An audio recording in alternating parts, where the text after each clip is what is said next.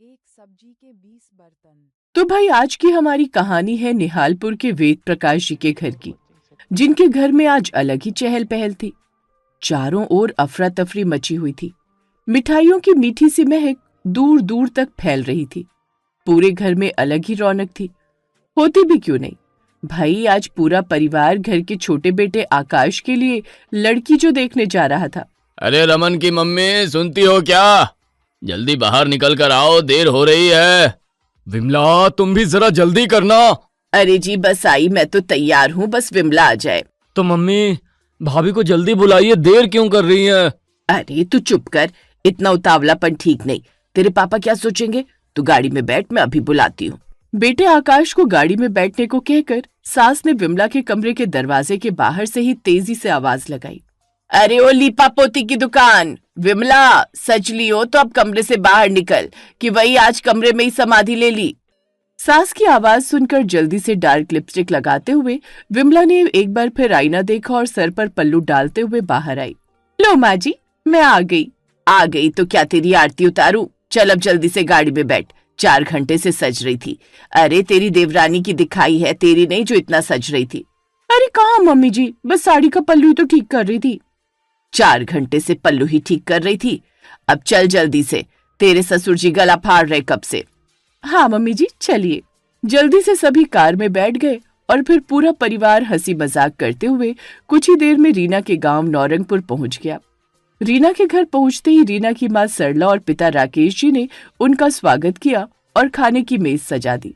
सभी खाने पीने में लग गए, पर आकाश का मन खाने में बिल्कुल न था।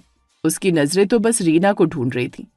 उसकी ये नजर भांपते हुए भाभी विमला ने उसे छेड़ते हुए कहा, क्या देवर जी इधर उधर टुकुर टुकुर क्या देख रहे हो? रीना तभी आएगी जब हम बुलाएंगे, और ये पूरा नाश्ता खत्म करने के बाद ही बुलाएंगे। विमला की बात सुनकर आकाश शर्मा गया और नीचे देखने लगा। वहीं पूरा परिवार जोर से हंसने लगा। उषा जी, आपकी बड़ी बहू बहुत हंसमुख है। मुझे नहीं लगता ये घर में किसी को चुप रहने देती होगी। वो तो है बहन जी, बस हमारी छोटी बहू भी ऐसी ही हंसमुख मिजाज की आ जाए तो हमारा घर खुशियों से भर जाएगा। जी क्यों नहीं बहन जी, हमारी रीना भी ऐसी ही है, हर समय हंसती खेलती रहती है, हमें तो कभी दुखी होने ही नहीं देती। तो भाई ये थी महिलाओं की बातें। जरा सा टॉपिक छिड़ा नहीं कि बात पर बात होने लगी। आकाश इन सब फालतू बातों से इरिटेट हो रहा था। उसे तो बस रीना से मिलने की जल्दी थी। उसने धीरे से अपनी भाभी को इशारा किया। विमला उसका इशारा समझ गई। तो आंटी जी देर किस बात की, अब जरा रीना को बुला दीजिए, हम खुद ही देख ले वो कैसी है। हाँ हाँ बिल्कुल, क्यों नहीं। रीना बेटा आ जाओ। माँ सरला की आवाज सुनते ही रीना हाथ में चाय लिए आ गई और चुपचाप अपनी माँ के पास बैठ गई। रीना दिखने में सुंदर थी। उसे देखकर सबका चेहरा खिल गया सिवाय विमला के। बहन जी, हमारी रीना सर्वगुण संपन्न है। सिलाई कढ़ाई बुनाई नाच गाना बर्तन सब इसकी चुटकियों के काम है।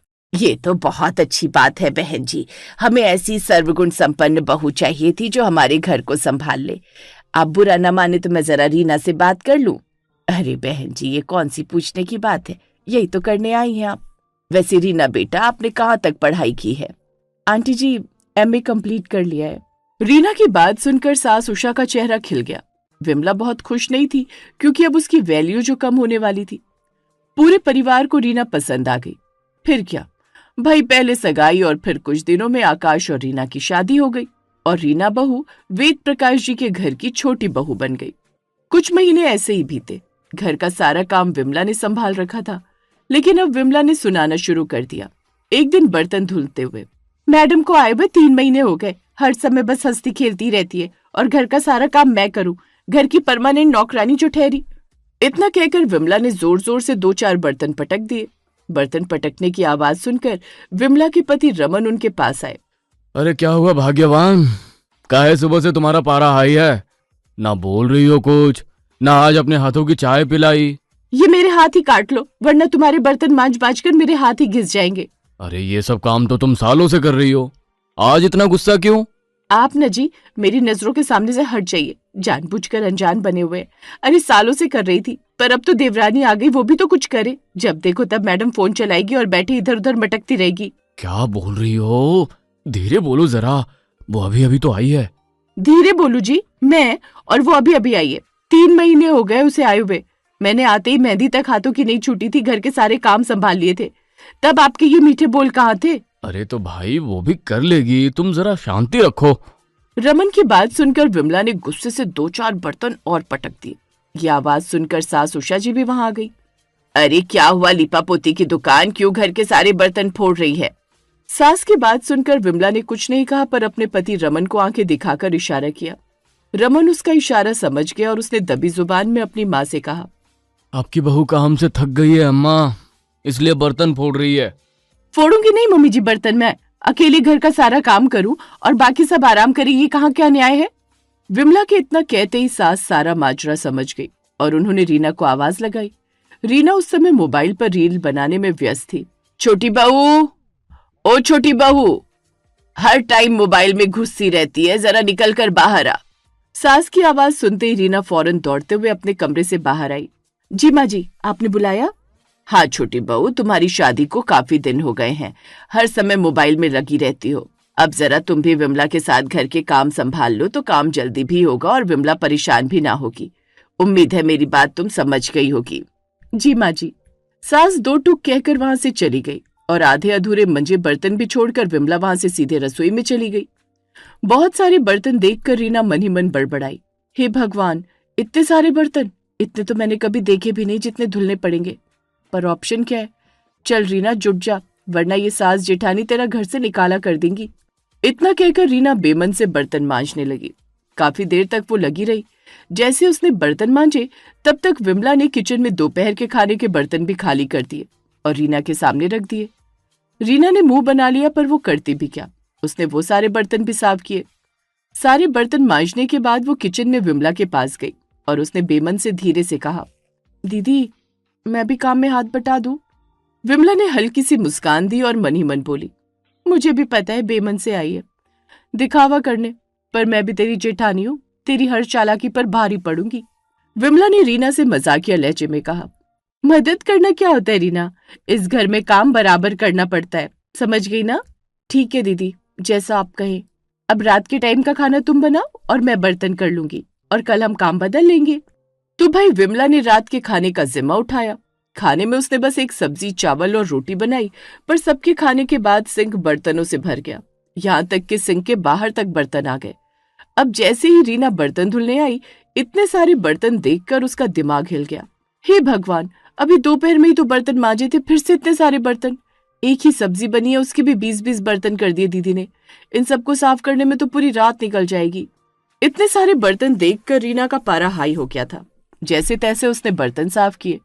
बर्तन साफ करते करते उसे काफी समय हो गया था। तभी उसकी जेठानी किसी काम से किचन में आ गई। रीना को अपना गुस्सा संभाला न गया। उसने विमला से गुस्से में कहा, दीदी अभी तो दोपहर में मैंने कितने सारे बर्तन साफ किए थे और अभी फिर से आपने इतने सारे इकट्ठे कर दिए, सिर्फ एक सब्जी के 20 बर्तन। तो भाई देवरानी के मुंह से ये सुनकर जेठानी विमला का ईगो हर्ट हो गया। उसने भी तपाक से रीना से कहा, पिछले 7 सालों से मैं अकेले ही सारे काम करती आ रही हूँ, तुम एक दिन में ही थक गई। तुम्हारी माँ तो कह रही थी कि तुम कामकाज में एकदम निपुण हो। रीना ने जेठानी की बात का जवाब देना जरूरी ना समझा और बर्तन पटकते हुए वहां से चली गई। अगले दिन देवरानी रीना की बारी आई खाना बनाने की।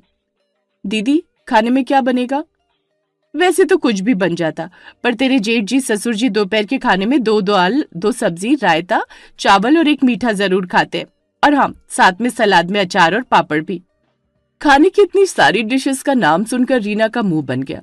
उसने दबी जुबान से कहा, दीदी कल तो आपने बस एक ही सब्जी बनाई थी, आज इतना सब कुछ क्यों?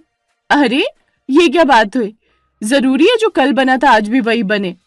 बड़ी आई, सब समझती हूँ मैं, जानबूझकर मेरे ऊपर ढेर सारा काम डाल देती है ताकि मैं परेशान रहूं, और जब खुद को बनाना हो तो एक सब्जी में निपटा देती है। रीना को गुस्सा तो बहुत आया, पर मन ही मन बड़बड़ाते हुए वो किचन में चली गई और गुस्से में खाना बनाने लगी। उसने दाल और सब्जी 2 अलग अलग बर्तनों में चढ़ा दिए। ये देखकर विमला ने रीना से कहा, अरे रीना ये क्या कर रही हो, इतने सारे बर्तन खराब करने की क्या जरूरत है? जब दाल पक जाए तब इसी कुकर को धोकर इसमें सब्जी बना लेना, पर इसमें तो बहुत टाइम लगेगा। अरे लगेगा तो लगने दो, तुम्हें कौन सा ऑफिस जाना है, आराम से बन जाएगा। इतना कहकर विमला तो चलती बनी और रीना दोपहर 3 बजे तक सारा खाना बनाने में लगी रही। रसोई में खड़े खड़े उसकी कमर टूट गई। खैर सबने खाना खाया उसके बाद लिमिटेड बर्तन हुए जिसे धोकर विमला जल्दी से फ्री हो गई। अब रात का खाना विमला को बनाना था। उसने पनीर की सब्जी बनाई, पर अलग कढ़ाई में ग्रेवी, अलग कढ़ाई में पनीर भुना। ऐसा करके उसने बहुत से बर्तन इकट्ठा कर दिए। रात के खाने के बाद फिर से दीदी ने इतने सारे बर्तन इकट्ठा कर दिए। जानबूझकर करती हैं ये, क्या मतलब है रीना? क्या बड़बड़ा रही हो? खाना बनेगा तो बर्तन तो होंगे ही ना। सिर्फ एक सब्जी बनी है, उसमें भी 20 तरह के बर्तन आपने इकट्ठा कर दिए। मुझे बिल्कुल बर्तन वाली बाई समझ लिया आपने। मैं तुझे क्यों काम वाली बाई बनाती? दोपहर में मैंने भी कितने सारे बर्तन धोए थे। दीदी आपने तो एक ही कुकर में 10 व्यंजन बनवाए और खुद एक सब्जी में 20 बर्तन खराब किए। तुम कहना क्या चाहती हो? मैंने ये सब जानबूझकर किया? हाँ बिल्कुल जानबूझकर किया। हा, सुनती हो मम्मी जी, रीना अब मुझ पर इल्जाम लगा रही है कि मैं जानबूझकर इतने सारे बर्तन करती हूँ। विमला इतनी तेज चिल्लाई कि सास उषा देवी वहां आ गई। क्या हो गया है? क्यों चिल्ला रही हो तुम दोनों? तुम दोनों की आवाजें पड़ोसियों तक जा रही हैं। ऐसा लग रहा है जैसे दोनों के गले में लाउड स्पीकर लगे हो। मम्मी जी, दीदी जानबूझकर इतने सारे बर्तन मेरे मांजने के टाइम पर इकट्ठा कर देती हैं। एक सब्जी बनाई और इतने सारे बर्तन की पूरा रसोई भर गया। सुन रही है मम्मी जी? इतने सालों से मैं सब अकेले संभाल रही थी। सारा काम, बर्तन, खाना, सफाई सब कर रही थी। 2 दिन थोड़े बर्तन क्या हो गए? ये ऐसे इल्जाम लगा रही है। इल्जाम की कोई बात नहीं मम्मी जी, मैं खाना बनाऊं तो दीदी 10 डिश बता देती है और खुद एक बनाती हैं। क्या है ये? पूरे घर को तुम दोनों ने लड़ाई का मैदान बना दिया है। पर माँ जी। चुप करो दोनों, तुम्हारी बर्तन की समस्या कल ही खत्म कर दूंगी। इतना कहकर सास गुस्से में वहां से चली गई और अगले दिन उसने बर्तन मांजने वाली बाई लगा दी। हर समय पटर पटर, तुम दोनों ने घर को महाभारत का मैदान बना रखा था। अब मत लड़ना बर्तन के पीछे। मम्मी जी, इतने सालों से तो मैं ही मांज रही थी, तब तो आपने मेरी मदद के लिए किसी को नहीं लगाया। लगता है आपकी छोटी बहू हो, आपको कुछ ज्यादा ही प्यारी है। मैंने घर का कलेश मिटाया है, अब जाओ काम करो अपना तुम दोनों। चलो, अब मुझे बर्तन मांजने से फुर्सत मिली, वरना ये दीदी एक दिन पूरे गांव के बर्तन मुझसे मजवा लेती। बर्तन वाली को आता देख अब रीना फ्री थी। उसने जल्दी से नाश्ता बनाया और मोबाइल में लग गई। क्या बात है, आज सुबह सुबह ही चहक रही हो? तुम्हें कोई खजाना मिल गया है क्या? खजाने से कम भी नहीं है जी। मम्मी जी ने बर्तन साफ करने वाली बाई जो लगाती है, अब मुझे ढेर सारे बर्तन नहीं धुलने पड़ेंगे। इतनी सी बात की इतनी खुशी? रीना की बात सुनकर आकाश ने माथा पीट लिया। इस तरह दोपहर हो गई। सभी घर के खाने की टेबल पर बैठ गए, पर टेबल पर खाना अब तक नहीं लगा था। अरे सुनती हो रमन की मम्मी, कहाँ हो? कब से खाने का इंतजार कर रहे हैं, खाना कहाँ है? क्या है जी, काहे गला फाड़ रहे हो? अरे 2 बज गए, खाना कहाँ है? खाना तो मेज पर है ही नहीं। कहाँ है ये लिपा पोती की दुकान? बड़ी बहू, ओ बड़ी बहू कहाँ हो? जी मम्मी जी। क्या मम्मी जी, खाना कहाँ है? तेरे ससुर जी भूखे बैठे हैं, तूने मेज पर अब तक खाना नहीं लगाया। मम्मी जी, मुझे लगा रीना ने लगा दिया होगा। छोटी बहू, ओ छोटी बहू। सास की आवाज पर मोबाइल छोड़कर रीना दौड़कर सास के पास आई। वहां पर सबको मौजूद देख रीना समझ गई कि भाई कुछ तो रायता फैला है। क्या हुआ मम्मी जी, आपने मुझे बुलाया? क्या बहू, खाना कहाँ है? तेरे ससुर जी कब से खाने के लिए बैठे हैं। खाने का नाम सुनते ही रीना की सिट्टी पिट्टी गुम हो गई, क्योंकि खाना तो उसने बनाया ही नहीं था। खाना तो मैंने नहीं बनाया मम्मी जी। अरे क्या बात हुई, नहीं बनाया मतलब तुम नहीं बनाओगी तो पड़ोसी बनाएंगे क्या? मुझे लगा दीदी ने बना दिया होगा, इसीलिए मैं रसोई में आई ही नहीं। खाना ना बनने की बात सुनकर ससुर जी तो चुपचाप चलते बने, पर वहां अब महासंग्राम छिड़ने वाला था। ये कौन सी बात हुई भाई? सुबह से मैं सफाई में लगी हुई थी, इतना तो तुम्हें भी पता है कि खाना तो बनेगा ही। हाँ रीना, जब बड़ी बहू घर के बाकी काम संभाल रही थी तो तुम्हें खाना तो बना ही लेना चाहिए था। अब सब भूखे बैठे हैं। मम्मी जी, मैंने नाश्ता बनाया था तो मुझे लगा दीदी खाना बना लेंगी। अरे मैं क्यों बना लूंगी भाई, जब मैं घर के और काम में लगी थी तो खाना तो तुम्हें ही बनाना चाहिए था। क्यों, मुझे क्यों बनाना चाहिए था? मैंने तो सुबह नाश्ता बना दिया था।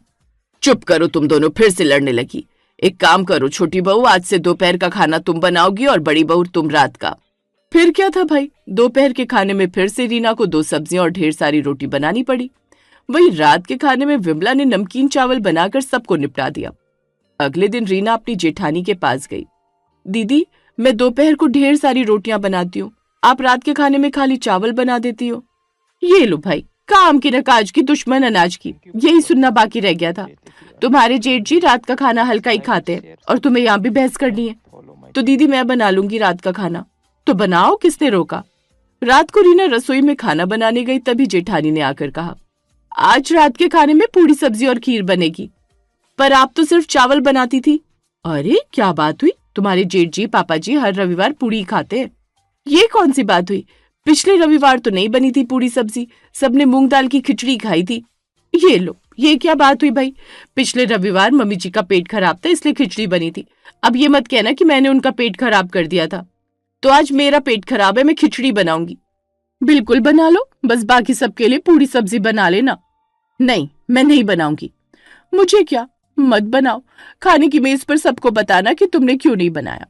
जेठानी हो तेरी, एक कदम आगे हो, तू डाल डाल तो मैं पात पात, तू पात पात तो मैं हवा में उड़ जाऊंगी, तू हवा में उड़ी तो मैं तेरे पर काट दूंगी बेटा। मैं सब समझती हूँ, ये सब कुछ जानबूझकर करती हो आप, ताकि मुझे ज्यादा काम करना पड़े। अरे रात का खाना बनाने का डिसीजन तो तुम्हारा ही था, इसमें मेरी क्या गलती। अब जो घर वाले खाएंगे वही तो बनेगा। इतना सुनते ही रीना को गुस्सा आ गया। कुछ ही देर में दोनों में तेज तेज बहस होने लगी। ये सारा झगड़ा सास सुन रही थी। उन्होंने अपना सिर पकड़ लिया। हे भगवान, इन देवरानी जेठानी के झगड़े का कोई इलाज नहीं। आज मैं खाना बनाने वाली भी लगा दूं तो कल ये सफाई के पीछे लड़ेंगी। ये सोचकर सास ने काम वाली बाई भी हटा दी। माँ जी, ये काम वाली नहीं आई अब तक, बर्तन का पहाड़ खड़ा हो गया है। बेटा, काम वाली तो मैंने हटा दी। अरे माँ जी, आपको पता है ना, बर्तन की वजह से फिर से घर में कलेश होता है। बेटा, कलेश तो घर में अभी भी हो रहा है। अब तुम लड़ो भिड़ो या एक दूसरे का मुंह नोच लो, मुझे तीनों वक्त का खाना भी समय पर चाहिए और घर भी चकाचक रहना चाहिए। दोनों को बात समझ में आ गई। सास की बात सुनकर अब दोनों बहुओं का मुंह लटक गया था। बेटा, दो बिल्लियों की लड़ाई में हमेशा बंदर बाजी मार लेता है। अभी तुम दोनों के साथ भी वही हुआ। अब तो जो हुआ सो हुआ। आगे से ध्यान रखना कि एकता में ही शक्ति होती है। क्या समझे? जी बाबूजी, समझ गए।